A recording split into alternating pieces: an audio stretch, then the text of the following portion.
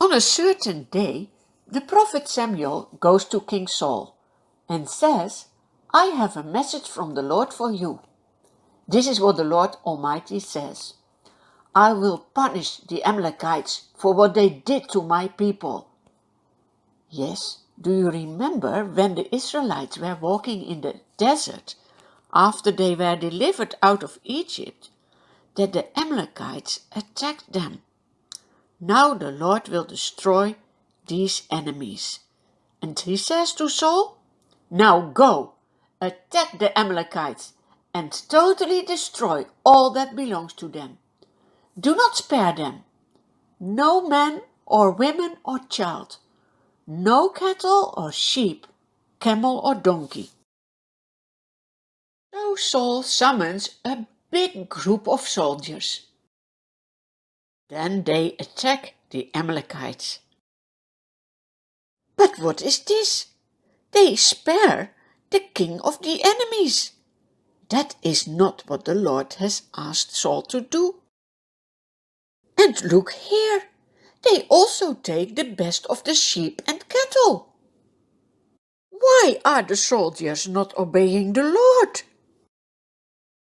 Then the Lord speaks to Samuel again and says, "I regret that I have made Saul king, because he doesn't obey me." Samuel is shocked, and he cries out to the Lord the whole night. Early in the morning, Samuel gets up and goes to meet Saul. When he reaches Saul, the king says, "The Lord bless you. I have carried out the Lord's instructions."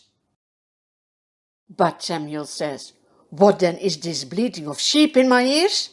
What is this lowing of cattle that I hear?" Saul answers, "The soldiers brought them from the Amalekites.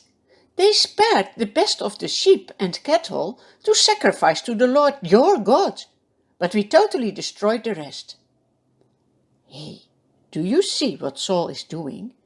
He points fingers to his soldiers, and he doesn't speak about my God, but about your God. Does he not love the Lord? "Stop," says Samuel to Saul. "Let me tell you what the Lord said to me last night." "Why did you not obey the Lord?" "But I did," says Saul. "I destroyed almost all the people, only not the king, and my soldiers brought his cattle to sacrifice to the Lord." Samuel replies, "To obey is better than a sacrifice.